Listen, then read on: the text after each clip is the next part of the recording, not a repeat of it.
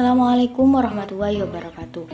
Video ini kami buat untuk memenuhi proyek UAS mata kuliah multimedia edukasi. Sebelumnya, saya akan memperkenalkan anggota kelompok kami. Yang pertama ada Ray Albian Prakasa NIM 44, Patricia Angel NIM 45, Faisal Reza Ramansyah NIM 47, dan saya sendiri Maratul Aziza NIM 49. Pada video kali ini, kami akan membahas mengenai jaringan komputer dasar. Jaringan komputer ini sempat berevolusi beberapa kali, dan berikut sekilas mengenai evolusi jaringan. Jaringan komputer bermula dari lahirnya konsep jaringan komputer pada tahun 1940 di Amerika, yang digagas oleh sebuah proyek pengembangan komputer model 1 di Laboratorium Bell dan Grup Riset Universitas Harvard yang dipimpin Profesor Howard Aiken. Kemudian, pada tahun 1950 ditemukan konsep distribusi proses berdasarkan waktu yang dikenal dengan nama TSS atau Time Sharing System. Maka untuk pertama kalinya, bentuk jaringan komputer diaplikasikan. Pada sistem TSS ini, beberapa terminal terhubung secara seri ke sebuah komputer atau perangkat lainnya yang terhubung dalam suatu jaringan komputer. Nah, pada tahun 1972, jaringan komputer ARPANET mulai dikembangkan meluas keluar Amerika Serikat. Kemudian, setahun berikutnya, sudah lebih dari 100 komputer yang bergabung di ARPANET membentuk sebuah jaringan atau network. Jaringan komputer terus berkembang. Pada tahun 1988, Jarkko Oikarinen, seorang berkebangsaan Finlandia, menemukan sekaligus memperkenalkan Internet Relay Chat atau lebih dikenal dengan ARC, yang memungkinkan dua orang atau lebih pengguna komputer dapat berinteraksi secara langsung dengan pengiriman pesan atau chatting. Pada pertengahan tahun 1990 merupakan tahun yang paling bersejarah ketika tim Berners-Lee merancang sebuah program penyunting dan penjelajah yang dapat menjelajahi komputer yang satu dengan yang lainnya dengan membentuk jaringan. Nah, program inilah yang disebut Waringwera Wanua atau World Wide Web. Kemudian, pada tahun 1994 merupakan tahun kelahiran atau tahun pertama munculnya Netscape Navigator 1.0. Selain evolusi jaringan, saya juga akan menjelaskan mengenai tujuan jaringan komputer, di antaranya berbagi peralatan dan sumber daya. Beberapa komputer dimungkinkan untuk saling memanfaatkan sumber daya yang ada, seperti printer, hard disk, serta perangkat lunak bersama, seperti aplikasi perkantoran, basis data yang dalam hal ini database, dan sistem informasi. Selain itu ada integrasi data. Jaringan komputer memungkinkan pengintegrasian data dari atau ke semua komputer yang terhubung dalam jaringan tersebut. Kemudian komunikasi. Jaringan komputer memungkinkan komunikasi antar pemakai komputer, baik melalui email, telekonferensi, dan lain sebagainya. Dan selain itu, tujuan dari jaringan komputer yaitu dapat memberi keamanan atau security. Jaringan komputer ini dapat mempermudah dalam memberikan perlindungan terhadap data. Meskipun data pada sebuah komputer dapat diakses oleh komputer lain, tetapi dapat membatasi akses orang lain terhadap data tersebut. Selanjutnya ialah kriteria jaringan komputer. Nah, kriteria komputer yang pertama ialah berdasarkan distribusi sumber informasi data. Yang pertama ialah jaringan terpusat. Jaringan terpusat ini terdiri dari komputer klien dan server, yang mana komputer klien yang berfungsi sebagai perantara untuk mengakses sumber informasi atau data yang berasal dari satu komputer server. Dan yang kedua ialah jaringan terdistribusi, merupakan perpaduan jaringan terpusat sehingga terdapat beberapa komputer server yang saling berhubungan dengan klien membentuk sistem jaringan tertentu. Kriteria yang ketiga ialah berdasarkan jangkauan geografi. Nah, jaringan yang pertama ialah jaringan LAN. Jaringan LAN merupakan jaringan yang menghubungkan dua komputer atau lebih dalam cakupan seperti laboratorium, kantor, serta dalam satu warnet. Yang kedua ialah jaringan MAN. Jaringan MAN merupakan jaringan yang mencakup satu kota besar beserta daerah setempat. Contohnya jaringan telepon lokal, sistem telepon seluler, serta jaringan relay berdasarkan ISP internet. Jaringan yang ketiga ialah jaringan WAN.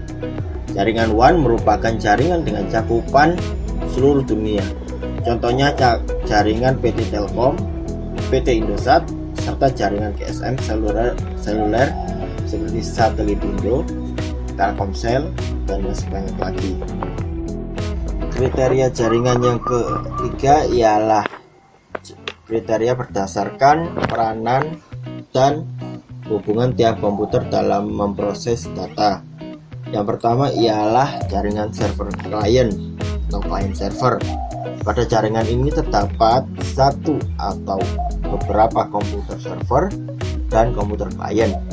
Komputer yang akan menjadi komputer server maupun menjadi komputer klien dapat diubah-ubah melalui software jaringan pada protokolnya. Komputer klien sebagai perantara untuk dapat mengakses data pada komputer server, sedangkan komputer server menyediakan informasi yang diperlukan oleh komputer klien. Yang kedua ialah jaringan peer-to-peer. Pada jaringan ini tidak ada komputer klien maupun komputer server, karena semua komputer dapat melakukan pengiriman maupun penerimaan informasi, sehingga semua komputer berfungsi sebagai klien sekaligus sebagai server. Kemudian berdasarkan media transmisi data, ada dua media transmisi data, yaitu jaringan berkabel atau wired network dan jaringan nirkabel atau wireless network. Yang pertama, jaringan berkabel atau wired network. Pada jaringan ini, untuk menghubungkan satu komputer dengan komputer lain diperlukan penghubung berupa kabel jaringan. Kabel jaringan berfungsi dalam mengirim informasi dalam bentuk sinyal listrik antar komputer jaringan. Yang kedua yaitu jaringan nirkabel atau wireless network. Merupakan jaringan dengan medium berupa gelombang elektromagnetik. Pada jaringan ini tidak diperlukan kabel untuk menghubungkan antar komputer karena menggunakan gelombang elektromagnetik yang akan mengirimkan sinyal informasi antar komputer jaringan. Yang selanjutnya ada perangkat keras jaringan. Untuk jenis-jenisnya ada 7 perangkat keras jaringan. Yang pertama yaitu Network Interface Card atau NIC atau kartu jaringan. Kartu jaringan NIC merupakan perangkat yang menyediakan media untuk menghubungkan antar komputer. Kebanyakan kartu jaringan adalah kartu internal, yaitu kartu jaringan yang dipasang pada slot ekspansi di dalam komputer. Yang kedua yaitu hub atau konsentrator. Sebuah konsentrator atau hub adalah sebuah perangkat yang menyatukan kabel-kabel network dari tiap-tiap workstation. Server atau perangkat lain dalam topologi bintang, kabel twisted pair datang dari sebuah workstation masuk ke dalam hub. Hub mempunyai banyak slot konsentrator yang mana dapat dipasang menurut nomor port dari card yang dituju. Yang ketiga yaitu switch atau hub. Switch jaringan atau switch singkatnya adalah sebuah alat jaringan yang melakukan bridging transparan atau penghubung segmentasi banyak jaringan dengan forwarding berdasarkan alamat MAC. Switch dapat dikatakan sebagai multi-port bridge karena mempunyai collision domain dan broadcast domain tersendiri. Dapat mengatur lalu lintas paket yang melalui switch jaringan. Yang keempat ada reaktor. Contoh yang paling mudah adalah pada sebuah LAN menggunakan topologi bintang dengan menggunakan kabel unshielded twister pair, di mana diketahui panjang maksimal untuk sebuah kabel unshielded twisted pair adalah 100 meter. Maka untuk menguatkan sinyal dari kabel tersebut dipasanglah sebuah reaktor pada jaringan tersebut. Yang kelima yaitu bridge atau jembatan. Adalah sebuah perangkat yang membagi satu buah jaringan ke dalam dua buah jaringan.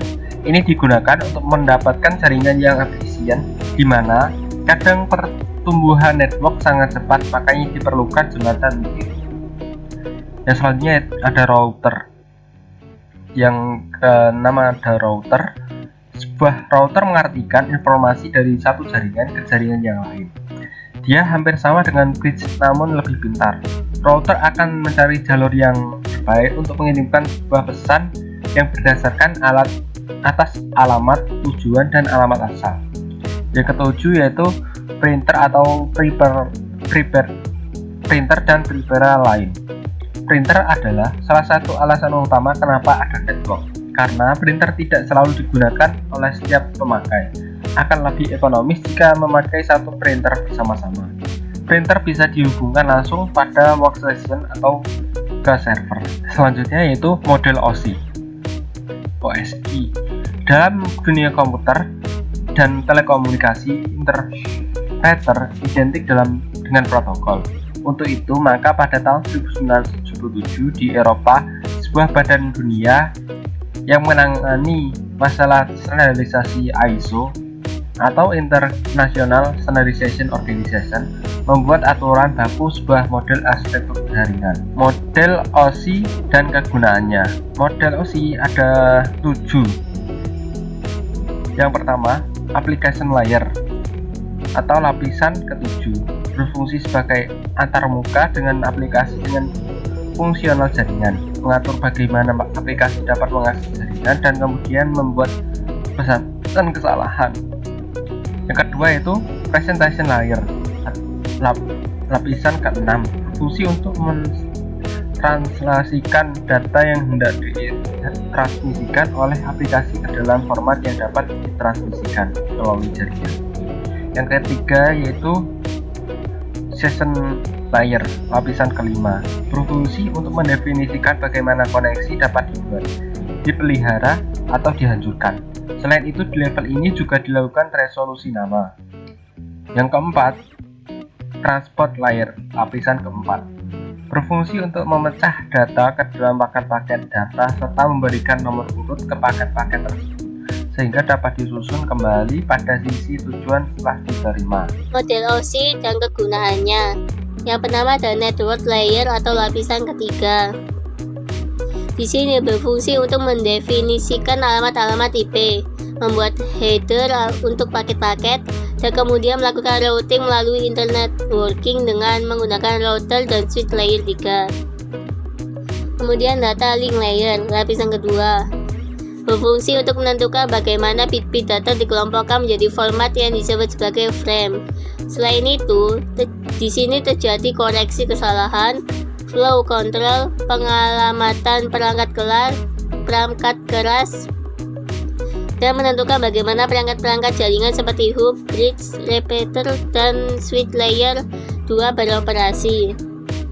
Kemudian physical layer atau lapisan ke-1 berfungsi untuk mendefinisikan media transmisi jaringan, metode pensinyalan, sinkronisasi bit, arsitektur jaringan, serta mendefinisikan bagaimana network interface card dapat berinteraksi dengan media kabel atau radio.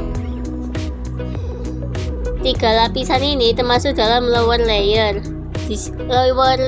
Lower layer adalah intisari komunikasi data melalui jaringan aktual. Enkapsulasi OSI layer.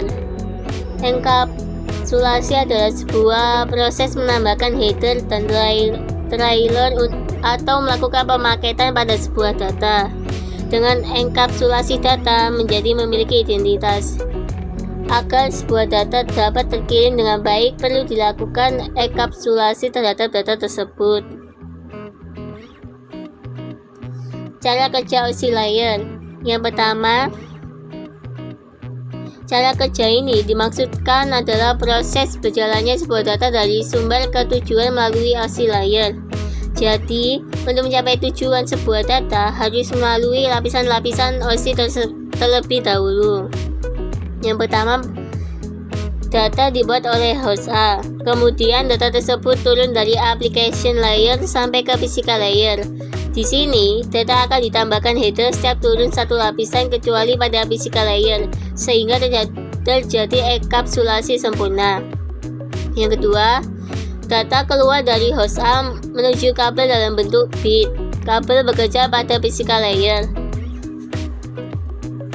Ketiga, data masuk ke hub tetapi data dalam bentuk bit tersebut tidak mengalami proses apa-apa karena hub bekerja pada physical layer. Keempat, setelah data keluar dari hub, data masuk ke switch. Karena switch bekerja pada data link layer atau layer kedua, maka data akan naik sampai layer 2 kemudian dilakukan proses. Setelah itu data turun dari layer 2 kembali ke layer 1 atau physical layer. Kelima, setelah data keluar dari switch, data masuk ke router. Karena router bekerja pada layer 3 atau network layer, maka data naik sampai layer 3 kemudian dilakukan proses. Setelah itu, data turun dari layer 3 kembali ke layer 1 dan data keluar dari router menuju kabel dalam bentuk bit. Keenam, pada akhirnya data sampai pada host B. Data dalam bentuk bit naik dari layer 1 sampai layer 7. Dalam proses ini, data yang dibungkus oleh header layer OSI mulai dilepas satu persatu sesuai dengan lapisannya, berlawanan dengan proses nomor 1. Setelah data sampai di layer 7, maka data siap dipakai oleh host B.